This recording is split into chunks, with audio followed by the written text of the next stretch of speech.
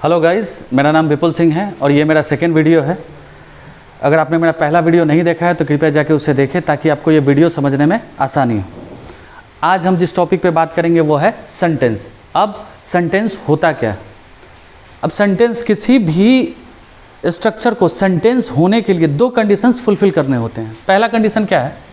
वहाँ पे group of words होना चाहिए, उसमें ग्रुप ऑफ वर्ड्स होना चाहिए। कहने का मतलब एक वर्ड से काम नहीं चलेगा, उसमें एक से ज़्यादा वर्ड्स होने चाहिए। दूसरा, उसमें सब्जेक्ट और वर्ब होना चाहिए। अगर ये दोनों कंडीशंस फुलफिल होते हैं तभी आप उस ग्रुप ऑफ वर्ड्स को सेंटेंस का दर्जा दे पाएंगे।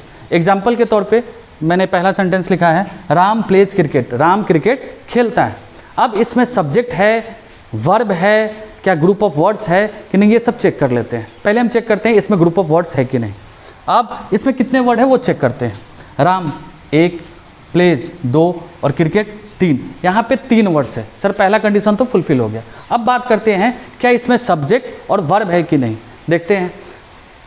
अब इस सेंटेंस में सब्जेक्ट और वर्ब पता लगाने के लिए पहले आपको समझना होगा सब्जेक्ट कहते किसको हैं।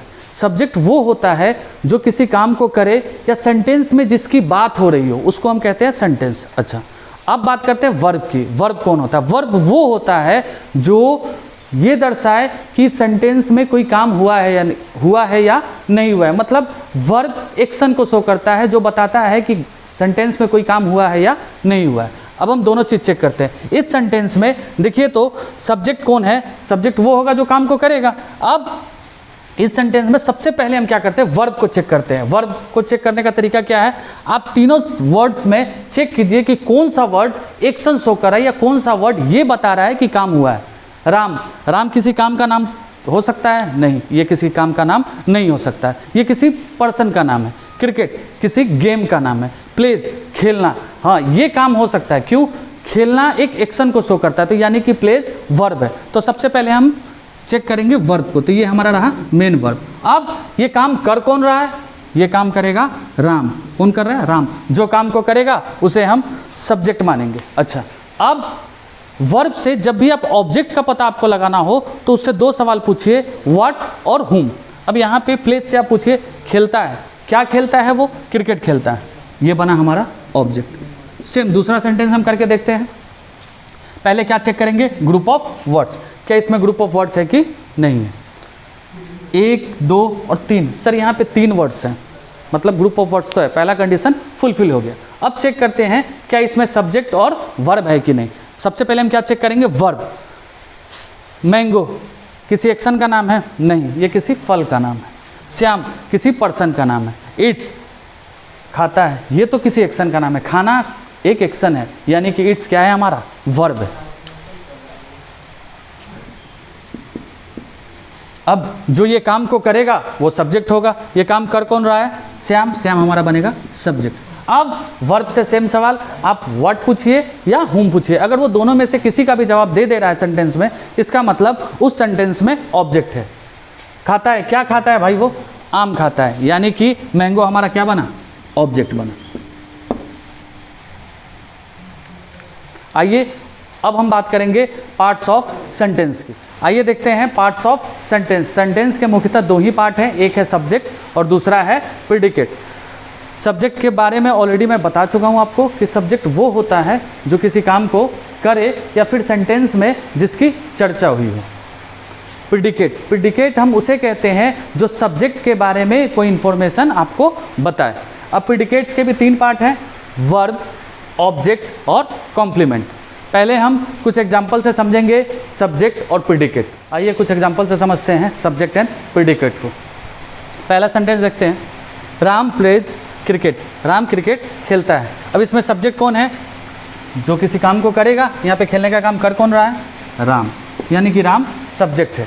उसके बाद बाकी जो भी सेंटेंस में बचा सब्जेक्ट के बाद वाला पोर्शन, वो सारा का सारा प्रेडिकेट कहलाता है। यानी कि यहाँ से लेके यहाँ तक प्लेज क्रिकेट, ये पूरा का पूरा क्या है? हमारा प्रेडिकेट है। दूसरा सेंटेंस देखते हैं, Sohan sings a song. Sohan एक गाना गाता है। अब इस सेंटेंस में सब्जेक्ट कौन है? जो काम को करेगा, यानी कि सोहन। तो सोहन हमारा सब्जेक्ट। और सब्जेक्ट को छोड़ के बाकी जो भी इंफॉर्मेशन है वो सारा का सारा क्या होगा? वो सारा का सारा होगा प्रेडिकेट। आइए तीसरा सेंटेंस देखते हैं, Ajay bought a book, Ajay ने किताब खरीदी। अब इसमें डूअर कौन है? अजय, तो अजय हमारा बनेगा सब्जेक्ट। सब्जेक्ट को छोड़ के बाकी जो भी इंफॉर्मेशन लिखा है वो कहलाएगा प्रीडिकेट। चौथा sentence, Deepa at a mango, Deepa ने एक आम खाया। अब इस सेंटेंस में खाने का काम कर कौन रहा है? दीपा, यानी कि दीपा क्या है? सब्जेक्ट। सब्जेक्ट को छोड़ के बाकी जो भी इंफॉर्मेशन है वो प्रीडिकेट है। अब इस एग्जाम्पल से क्या क्या चीज़ें समझ में आई?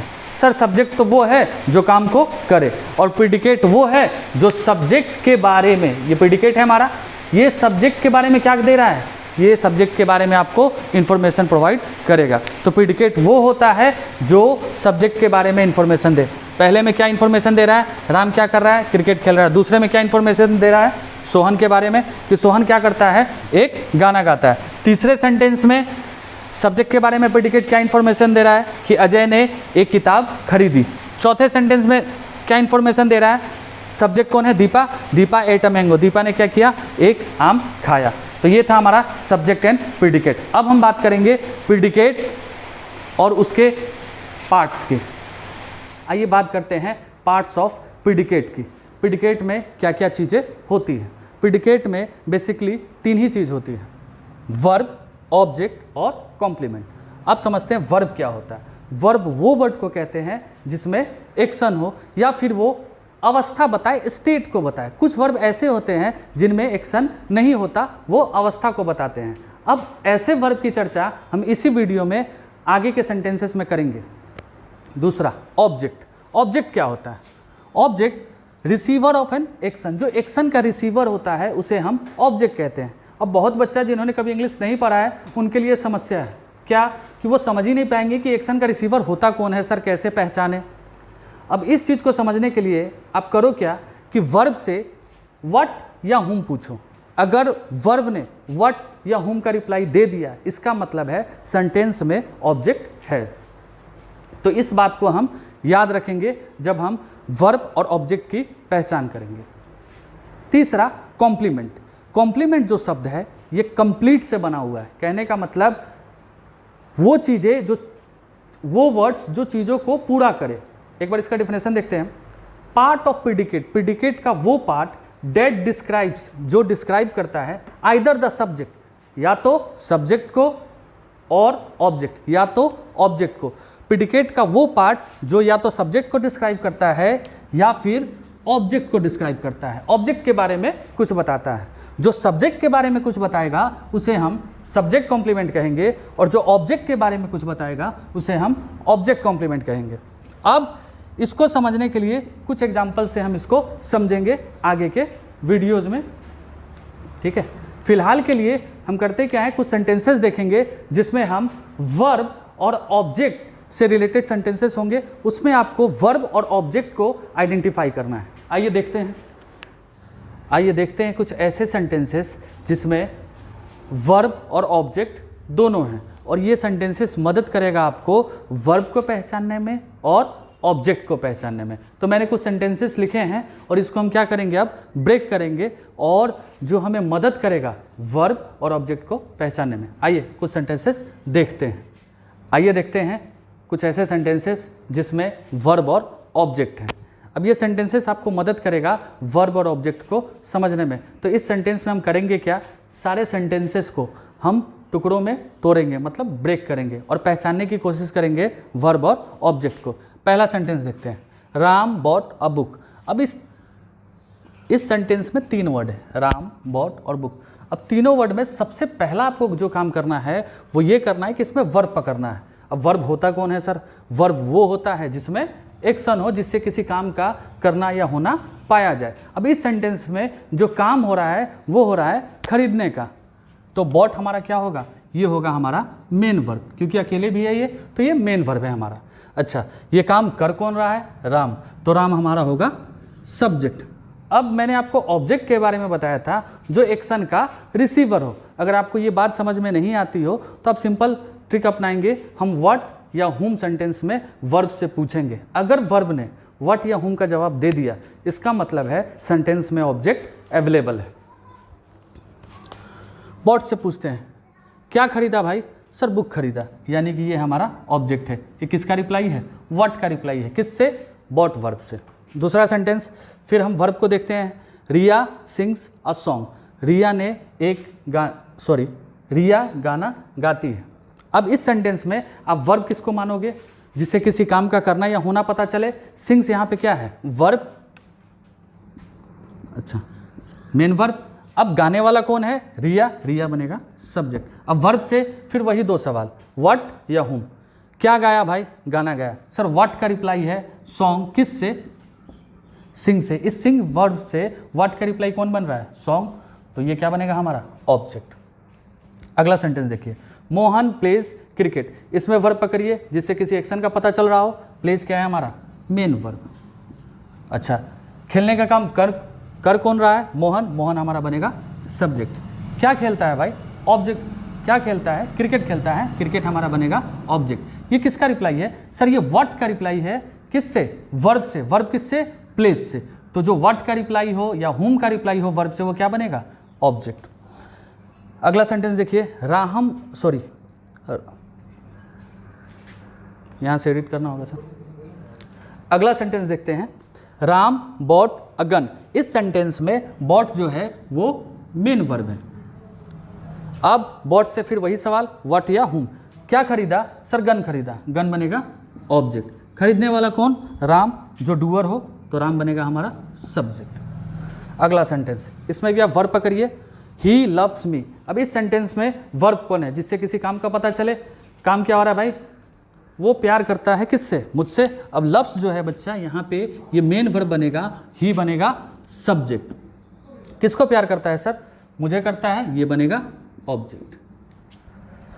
अब यहाँ पे एक चीज़ आप ध्यान दीजिएगा, ये व्हाट का रिप्लाई नहीं है बल्कि ये हुम का रिप्लाई है।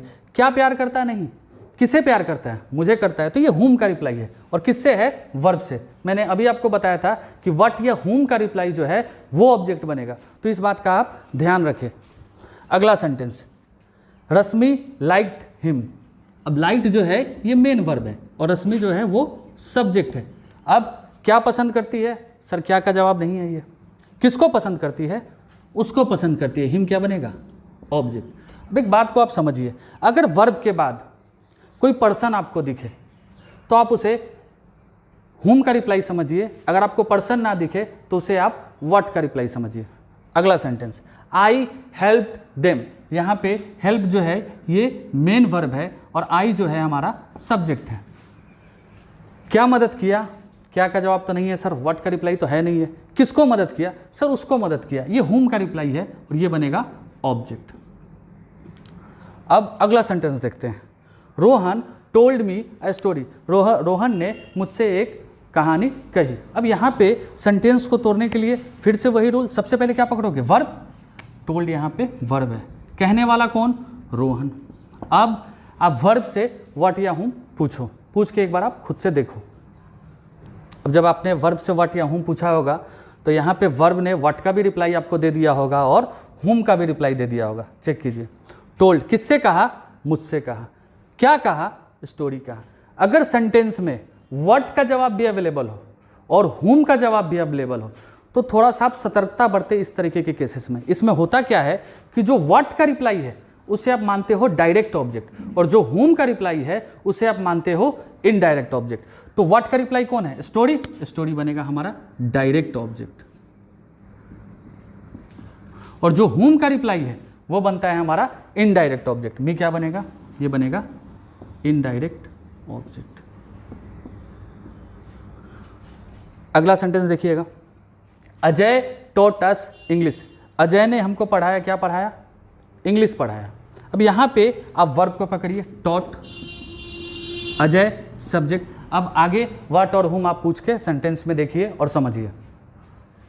जब आप टॉट से पूछा होगा आपने क्या पढ़ाया तो वो जवाब दिया होगा इंग्लिश, और किसको पढ़ाया तब जवाब मिला होगा अस, हमको। अब जब भी यहाँ पे भी वही सेम कंडीशन, व्हाट का भी रिप्लाई मिल गया आपको और हुम का भी रिप्लाई मिल गया। जब भी ऐसा सिचुएशन क्रिएट हो, मैंने आपको क्या सिखाया, व्हाट का ऑब्जेक्ट डायरेक्ट, व्हाट का रिप्लाई डायरेक्ट ऑब्जेक्ट, यानी कि इंग्लिश क्या बनेगा, डायरेक्ट ऑब्जेक्ट, और हुम का रिप्लाई इनडायरेक्ट ऑब्जेक्ट, यानी कि अस क्या बनेगा, इनडायरेक्ट ऑब्जेक्ट।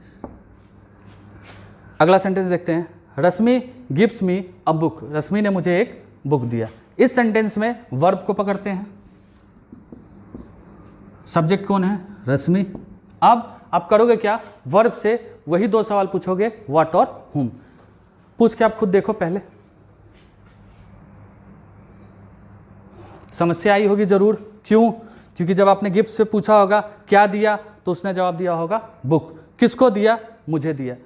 व्हाट का भी रिप्लाई मिल गया और हुम का भी रिप्लाई मिल गया। जिस भी सेंटेंस में, मैं फिर से कह रहा हूं, जिस भी सेंटेंस में व्हाट का भी रिप्लाई मिले और हुम का भी रिप्लाई मिले, वो सेंटेंस में आपको थोड़ा सतर्कता बरतनी है। उसमें करना क्या है, जो व्हाट का रिप्लाई है उसे आप बनाओगे डायरेक्ट ऑब्जेक्ट, और जो हुम का रिप्लाई है उसे आप बनाओगे इनडायरेक्ट ऑब्जेक्ट। अब गिफ्ट क्या देता है भाई, सॉरी क्या दिया उसने, बुक दिया, ये बनेगा ऑब्जेक्ट, और व्हाट का रिप्लाई है तो ये बनेगा डायरेक्ट ऑब्जेक्ट। किसको दिया, सर हमको दिया, ये बनेगा, सॉरी मुझे दिया, ये बनेगा इनडायरेक्ट ऑब्जेक्ट।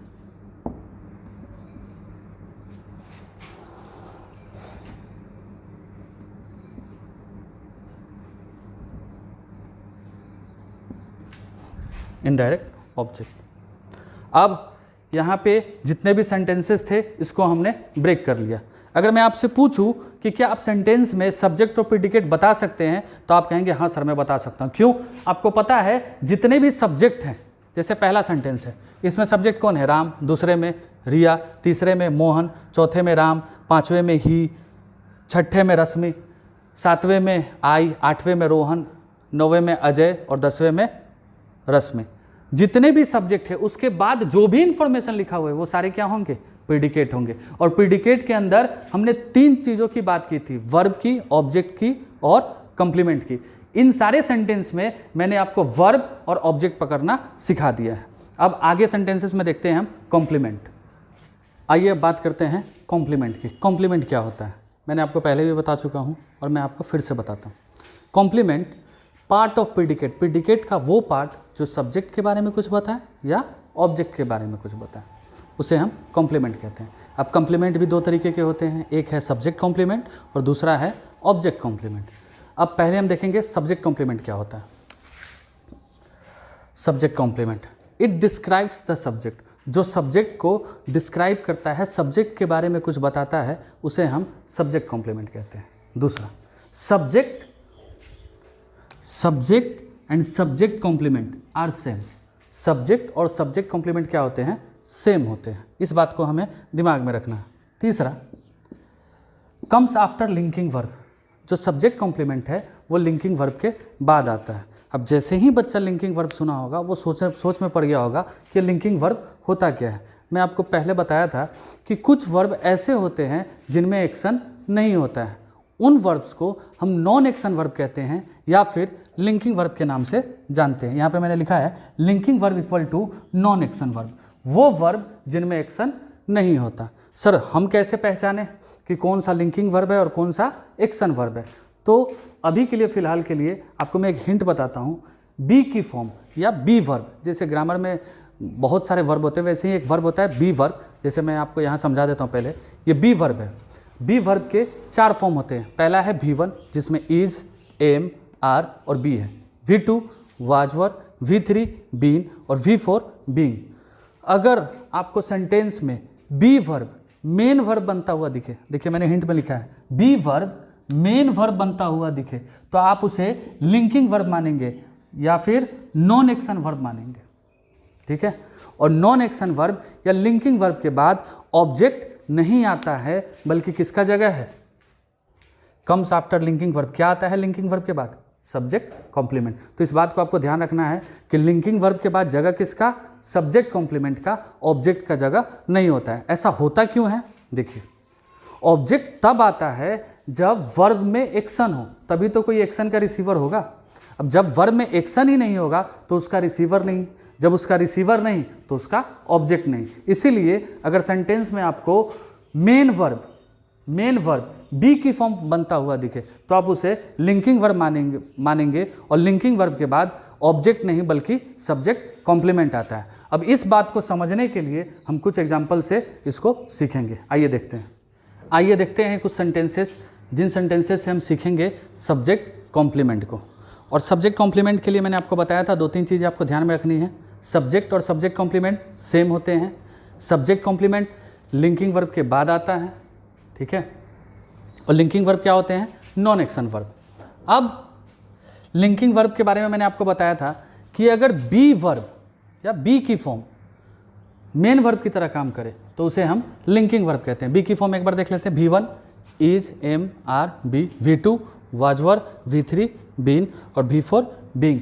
अगर आपको ये वर्ब सेंटेंस में मेन वर्ब बनते हुए दिखे, अगर बी की फॉर्म आपको सेंटेंस में मेन वर्ब बनते हुए दिखे तो समझ जाइएगा वो काम किसकी तरह कर रहा है? लिंकिंग वर्ब की तरह, नॉन एक्शन वर्ब की तरह। पहला सेंटेंस देखते हैं, ही इज अ टीचर। अब इस सेंटेंस में अगर मैं आपसे पूछूं कि वर्ब कौन है तो आप कहोगे सर वर्ब तो ये इज है। अब मैं आपसे सवाल पूछूंगा, इज में क्या कोई एक्शन है? इज से आपको कोई एक्शन का पता चल रहा है? तो आपका जवाब होगा नहीं। क्यों? देखिए, अगर मैं एक वर्ब आपको बताता हूँ, एक्शन वर्ब, जैसे प्ले। प्ले का मतलब खेलना है। अब इस वर्ड में जो खेलना शब्द है, इससे आपको क्या पता चलता है कि कोई खेल रहा है। अगर आपसे कोई कहे, इसका मतलब है जब वो खेल रहा होगा उसकी बॉडी मूवमेंट में होगी, कोई ना कोई एक्शन जरूर हो रहा होगा। खेलने में क्या एक्शन होता है? हाथ पैर हिलते हैं। क्रिकेट खेल रहे हो तो बॉलिंग कर रहे हो तो आपके हाथ हिल रहे हैं, बैटिंग कर रहे हो तो भी आपके हाथ पैर हिल रहे हैं। कहने का मतलब प्ले वर्ब कहीं ना कहीं एक्शन को दर्शा रहा है। इज से आपको कोई भी एक्शन का पता नहीं चल रहा है। क्यों नहीं चल रहा है? क्योंकि ये नॉन एक्शन वर्ब है। और नॉन एक्शन वर्ब कौन होते हैं? B verb. बी वर्ब अगर आपको मेन वर्ब बनता हुआ दिखे तो उस मेन वर्ब को आप नॉन एक्शन वर्ब या फिर लिंकिंग वर्ब का नाम देंगे। किसका नाम देंगे? लिंकिंग वर्ब का नाम। अब जब इसमें एक्शन ही नहीं है तो आप क्या व्हाट या हूं पूछोगे? है, क्या है, किसको है? आप ये सवाल इससे नहीं पूछोगे। क्यों? जब एक्शन ही नहीं तो उसका रिसीवर भी नहीं होगा, और जब रिसीवर नहीं होगा तो उस सेंटेंस में ऑब्जेक्ट होने के कोई भी चांसेस नहीं है। उस सेंटेंस में ऑब्जेक्ट होगा ही नहीं। अब लिंकिंग वर्ब के बाद आता कौन है? मैंने आपको पहले वाले उसमें बताया था कि लिंकिंग वर्ब के बाद आता है सब्जेक्ट कॉम्प्लीमेंट। ये लिंकिंग वर्ब है, लिंकिंग वर्ब के बाद ऑब्जेक्ट आ नहीं सकता, मतलब ये क्या है? ये सब्जेक्ट कॉम्प्लीमेंट है। और ही हमारा क्या है? सब्जेक्ट है। अब एक बार चेक कर लेते हैं। Sir subject complement linking verb के बाद आता है, सही है सर। सब्जेक्ट और सब्जेक्ट कॉम्प्लीमेंट दोनों सेम होते हैं। हाँ सर, ही और टीचर दोनों सेम है। ही तो टीचर है, या फिर आप कहो टीचर ही तो ही है। अब लिंकिंग वर्ब को समझने के लिए जो भी लिंकिंग वर्ब है उसके बीच में आप इक्वल टू का साइन दे दो। ही इक्वल टू टीचर है या नहीं है? है, मतलब टीचर क्या है? सब्जेक्ट कॉम्प्लीमेंट है। दूसरा, ही इज प्लेइंग क्रिकेट। अब यहाँ पे आप ध्यान दीजिएगा, इज जो है बच्चा वो यहाँ पे हेल्पिंग वर्ब बन रहा है और प्लेइंग जो है वो मेन वर्ब बन रहा है। ही हमारा सब्जेक्ट है। यहाँ पे आपको बी वर्ब जरूर दिख रहा है, पर क्या बी वर्ब मेन वर्ब बनते हुए आपको दिख रहा है? नहीं, आपको बी वर्ब मेन वर्ब बनते हुए नहीं दिख रहा है। जब जब आपको बी वर्ब मेन वर्ब बनते हुए दिखे तभी आप उसे लिंकिंग वर्ब कहें। अब यहाँ पे इज हमारा हेल्पिंग वर्ब है और प्लेइंग हमारा मेन वर्ब है। अब ये जो मेन वर्ब बना है इसमें तो एक्शन है। अगर एक्शन है तो आप अपना सवाल वर्ब से जो पूछते हैं वो फिर से पूछिए, क्या खेल रहा है? या व्हाट का वर्ब से या तो आप व्हाट पूछेंगे या फिर आप हुम पूछेंगे। क्या खेल रहा है? क्रिकेट खेल रहा है। यानी कि क्रिकेट हमारा क्या है? क्रिकेट हमारा ऑब्जेक्ट है। इस सेंटेंस में ऑब्जेक्ट है। क्यों? क्योंकि यहाँ पे लिंकिंग वर्ब नहीं है। यहाँ पे बी वर्ब किसकी तरह काम कर रहा है? हेल्पिंग वर्ब की तरह। जब तक आपको बी वर्ब मेन वर्ब बनते हुए ना दिखे तब तक आप उसे लिंकिंग वर्ब ना कहें। दूसरा सेंटेंस देखिए, ही सब्जेक्ट है, is helping verb, solving main verb. क्या बी वर्ब आपको मेन वर्ब बनते हुए दिख रहा है? नहीं sir, be verb main verb बनते हुए नहीं दिख रहा है। मेन वर्ब कौन है? सॉल्विंग। Solving what? क्या सॉल्व कर रहा है वो? क्वेश्चन। व्हाट का रिप्लाई है, क्या बनेगा सर? सर ये ऑब्जेक्ट बनेगा। दूसरा सेंटेंस देखते हैं, आई एम अ डॉक्टर। अब इसमें मेन वर्ब कौन है? एम। अच्छा, एम मेन वर्ब है। अब एक बार चेक करते हैं, बी वर्ब के अंदर एम आता है क्या? Is am. हाँ सर, एम तो बी वर्ब है। अब बी वर्ब आपको मेन वर्ब बनता हुआ दिख गया। जब भी आपको बी वर्ब मेन वर्ब बनता हुआ दिखे तो उसे आप नॉन एक्शन वर्ब मानो, या फिर आप उसका क्या नाम दे दोगे? Linking verb. और लिंकिंग वर्ब के बाद ऑब्जेक्ट नहीं आता है। कौन आता है? Subject complement. और सब्जेक्ट कौन है? आई है। और मैंने अभी आपको बताया था कि सब्जेक्ट और सब्जेक्ट कॉम्प्लीमेंट दोनों सेम होते हैं। देखो तो आई और डॉक्टर सेम है कि नहीं है? सर दोनों सेम है, जो आई है वही डॉक्टर है और जो डॉक्टर है वही आई है। अगला सेंटेंस देखते हैं, यू आर अ लॉयर। अब यहाँ पे जो लॉयर है, यहाँ पे आर है, ये जो है ये हमारा मेन वर्ब है। अच्छा, यू जो है वो सब्जेक्ट है। अब एक बार चेक करते हैं, ये मेन वर्ब जो आर बन रहा है, क्या ये बी वर्ब है? आइए, इज, एम, आर। हाँ सर, आर तो हमारा यहाँ मेन वर्ब है, और मेन वर्ब है, जब बी की फॉर्म आपको मेन वर्ब बनता हुआ दिखे तो सर उसे हम लिंकिंग वर्ब कहते हैं, और लिंकिंग वर्ब के बाद ऑब्जेक्ट नहीं आता है। क्यों नहीं आता है? क्योंकि उसमें एक्शन नहीं होता है। लॉयर क्या बनेगा हमारा? Subject complement. अगला सेंटेंस देखते हैं, ही वॉज प्लेइंग हॉकी। वो हॉकी खेल रहा था। यहाँ पे सेंटेंस को तोड़ते हैं। वाज जो है हमारा, ये मेन वर्ब है क्या? सर ये मेन वर्ब नहीं है। क्यों? क्योंकि यहाँ पे एक और वर्ब है। तो प्लेइंग हमारा क्या बनेगा? ये बनेगा मेन वर्ब, और वाज बनेगा हेल्पिंग वर्ब, ही बनेगा सब्जेक्ट। अब ध्यान दीजिए, वाज जो है बच्चा वो बी वर्ब है, पर मेन वर्ब यहाँ नहीं बन रहा है। क्या बन रहा है? वो हेल्पिंग वर्ब बन रहा है। तो जब ये हेल्पिंग वर्ब बने तब कोई समस्या नहीं, लेकिन जब ये मेन वर्ब बने तब आप सतर्कता बरतिएगा। He was playing what? क्या खेल रहा है भाई? वो हॉकी खेल रहा है सर, ये बनेगा हमारा ऑब्जेक्ट। अगला सेंटेंस देखिए, ही वॉज अ प्लेयर। मैंने यहाँ लिखा है अगला sentence, he was a player. अब यहाँ पे वाज जो है मेन वर्ब बन रहा है। देखिए तो बी की फॉर्म है क्या वाज? हाँ सर, ये बी की फॉर्म है वाज। मेन वर्ब बन रहा है? हाँ सर बन रहा है। बी की फॉर्म जैसे ही मेन वर्ब बने, सतर्क होइए, और आपके दिमाग में आना चाहिए कि सर बी की फॉर्म मेन वर्ब बन रहा है, यानी कि इस सेंटेंस में नॉन एक्शन वर्ब अवेलेबल है, जिसको हम किस नाम से जानते हैं? लिंकिंग वर्ब के नाम से। और लिंकिंग वर्ब के बाद ऑब्जेक्ट नहीं आता, बल्कि क्या आता है? सब्जेक्ट कॉम्प्लीमेंट, और ही हमारा क्या बनेगा? सब्जेक्ट। अब चेक कर लेते हैं, जितने भी सब्जेक्ट और सब्जेक्ट कॉम्प्लीमेंट है दोनों के दोनों सेम है, पहला। दूसरा, जितने भी सब्जेक्ट कॉम्प्लीमेंट आए हैं वो कब आए हैं? जब सेंटेंस में लिंकिंग वर्ब अवेलेबल है। तो ये था हमारा concept subject and subject complement का। आइए अब देखते हैं ऑब्जेक्ट कॉम्प्लीमेंट को। आइए बात करते हैं ऑब्जेक्ट कॉम्प्लीमेंट की। ऑब्जेक्ट कॉम्प्लीमेंट क्या होता है? अब ऑब्जेक्ट कॉम्प्लीमेंट समझने से पहले एक बार याद करते हैं सब्जेक्ट कॉम्प्लीमेंट। सब्जेक्ट और सब्जेक्ट कॉम्प्लीमेंट क्या होता था? सेम होता था। वैसे ही ऑब्जेक्ट और ऑब्जेक्ट कॉम्प्लीमेंट दोनों क्या होंगे? सेम होंगे। अब ऑब्जेक्ट आता कब है? It comes after object. जो ऑब्जेक्ट के बाद आए उसे आप ऑब्जेक्ट कॉम्प्लीमेंट कहेंगे। Object and object complement are same. Object और ऑब्जेक्ट कॉम्प्लीमेंट दोनों क्या होते हैं? दोनों सेम होते हैं। अब सेंटेंस तोड़ने से पहले मैं आपको एक बात बता दूं। देखिए, ऑब्जेक्ट और ऑब्जेक्ट कॉम्प्लीमेंट दोनों क्या होंगे? सेम होंगे। अब बच्चा क्या करता है ना, थोड़ी देर पहले अभी मैंने आपको बताया था डायरेक्ट और इनडायरेक्ट ऑब्जेक्ट। अब डायरेक्ट और इनडायरेक्ट ऑब्जेक्ट आप उन सेंटेंस में कीजिएगा जिसमें व्हाट का भी रिप्लाई अवेलेबल हो और whom का भी रिप्लाई अवेलेबल हो।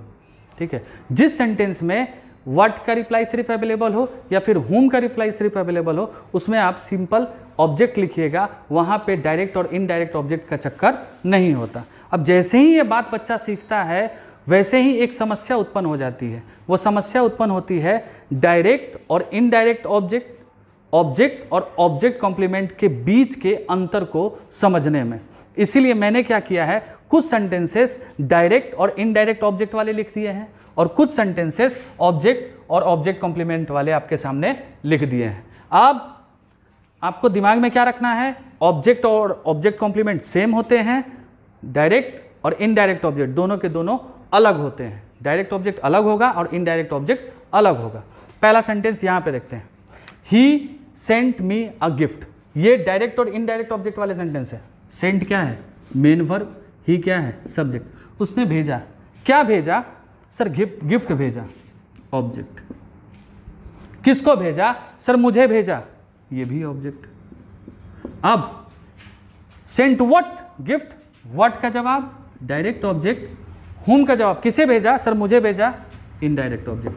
अब पहले आप चेक कर ले, गिफ्ट और मी दोनों अलग अलग हैं कि नहीं है? दोनों अलग अलग हैं। सर मी का मतलब मैं और गिफ्ट का मतलब गिफ्ट, ये दोनों अलग चीज़ें हैं। दोनों को आप सेम ना समझे। गिफ्ट अलग है और मी अलग है। मी का मतलब मैं और गिफ्ट का मतलब अलग। इन दोनों वस्तुओं में, इन दोनों चीज़ों में अंतर है। तो डायरेक्ट और इनडायरेक्ट ऑब्जेक्ट क्या होते हैं? अलग अलग होते हैं। अब सेंटेंस इधर आते हैं, यहाँ पे आप वर्ब देखिए इलेक्टेड, इलेक्टेड हमारा मेन वर्ब है, दे हमारा सब्जेक्ट है। अब थोड़ा सतर्कता बरतिएगा इन सेंटेंसेस में। इलेक्टेड, इलेक्ट किया, क्या इलेक्ट किया, क्या का जवाब प्रेसिडेंट दे रहा होगा। क्या इलेक्ट किया सर, प्रेसिडेंट इलेक्ट किया। किसको इलेक्ट किया सर, उसको इलेक्ट किया। अब एक चीज़ समझिएगा यार, व्हाट का रिप्लाई कभी भी पर्सन नहीं हो सकता। व्हाट का रिप्लाई कभी भी, अब प्रेसिडेंट कौन है, पर्सन, तो सर व्हाट का रिप्लाई कभी भी पर्सन तो नहीं हो सकता। इसका मतलब सर ये डायरेक्ट ऑब्जेक्ट और ये इनडायरेक्ट ऑब्जेक्ट तो नहीं है। क्यों, व्हाट का रिप्लाई जब भी होगा तो कोई ना कोई थिंग होगा, और जो whom का रिप्लाई होगा जब भी होगा कोई ना कोई पर्सन होगा या फिर कोई लिविंग बीइंग होगा। यहाँ पे जैसे ही आप कहते हो कि इलेक्टेड, क्या इलेक्ट किया, प्रेसिडेंट, तो आपको बहुत मन करेगा कि इसको आप डायरेक्ट ऑब्जेक्ट बना दे और इसको आप इनडायरेक्ट ऑब्जेक्ट बना दे।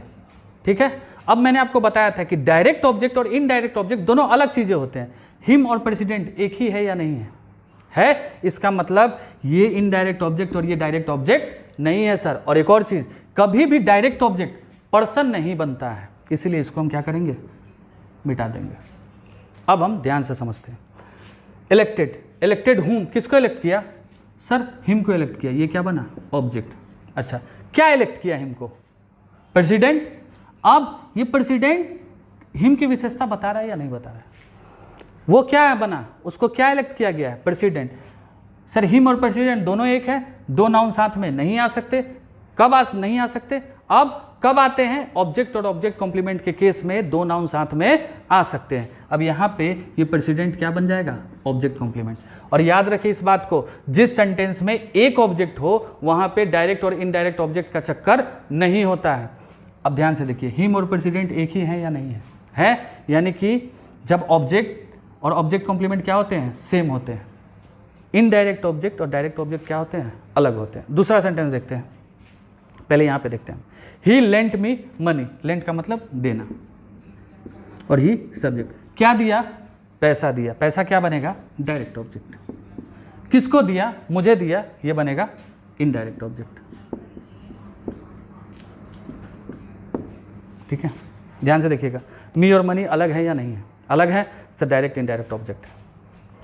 यहाँ पे आइए, Rohan named his child Mohan, Rohan ने अपने बच्चे का नाम रखा, क्या रखा। अब बहुत मन करेगा कि मैं कहूँ इसको डायरेक्ट ऑब्जेक्ट, और किसका रखा, बच्चे का। मन करेगा इसका नाम रखूँ, सॉरी ये डायरेक्ट ऑब्जेक्ट बना दूँ और उसको इनडायरेक्ट ऑब्जेक्ट बना दूँ।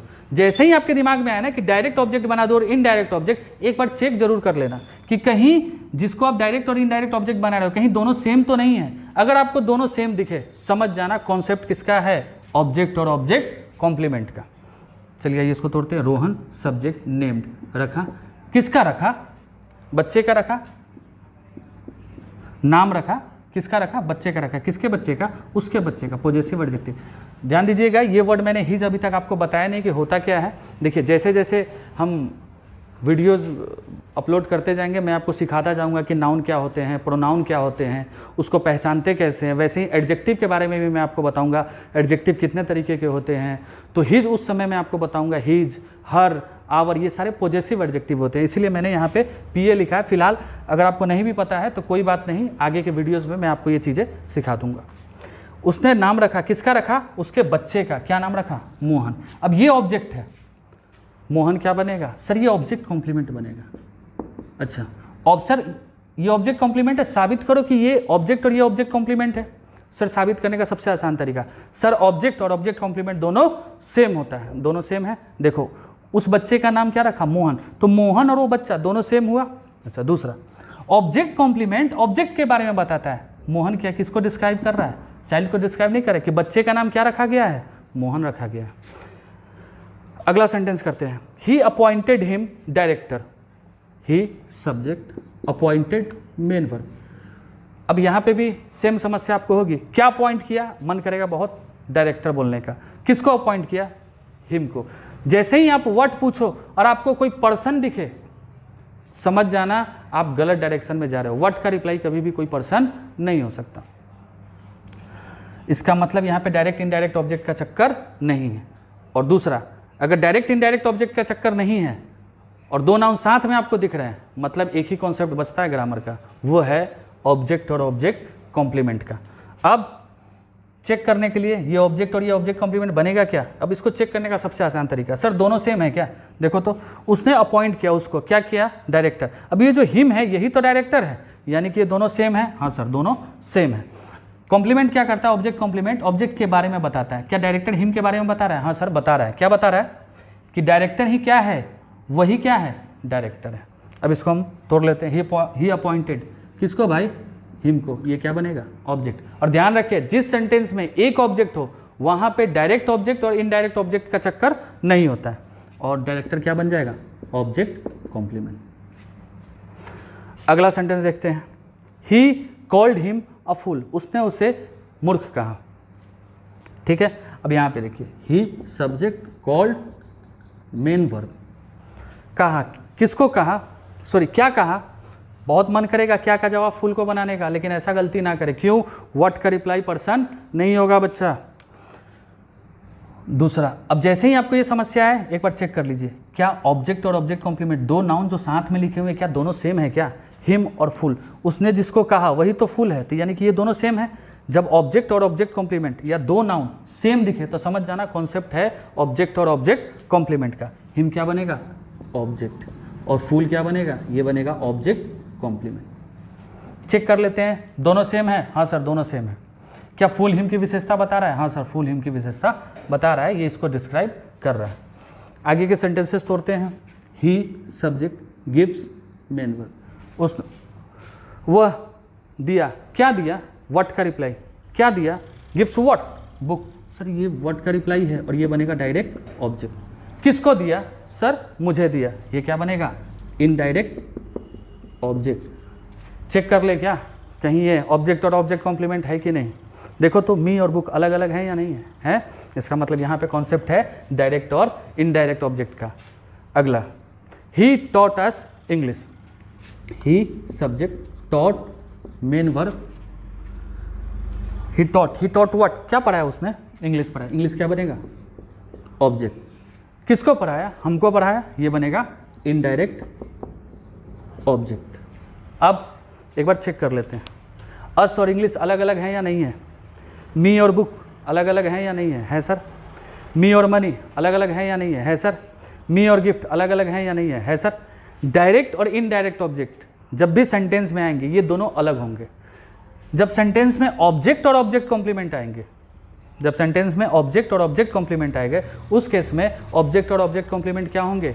सेम होंगे। तो दो नाउन एक साथ आ सकते हैं। कौन कौन से केसेस हैं सर? एक तो डायरेक्ट और इनडायरेक्ट ऑब्जेक्ट का केस है और दूसरा ऑब्जेक्ट और ऑब्जेक्ट कॉम्प्लीमेंट का केस है। फर्क कैसे समझना है सर? सर जब ऑब्जेक्ट और ऑब्जेक्ट कॉम्प्लीमेंट लिखा होगा तो दोनों सेम होंगे। कौन? ऑब्जेक्ट और ऑब्जेक्ट कॉम्प्लीमेंट। और जब डायरेक्ट और इनडायरेक्ट ऑब्जेक्ट सेंटेंस में दिया होगा तो दोनों अलग होंगे। तो इस तरीके से आप सेंटेंस के बीच में डिफरेंशिएट कर सकते हो उन सेंटेंसेस के बीच में जिसमें डायरेक्ट और इनडायरेक्ट ऑब्जेक्ट दिया हो और जिसमें ऑब्जेक्ट और ऑब्जेक्ट कॉम्प्लीमेंट दिया हो।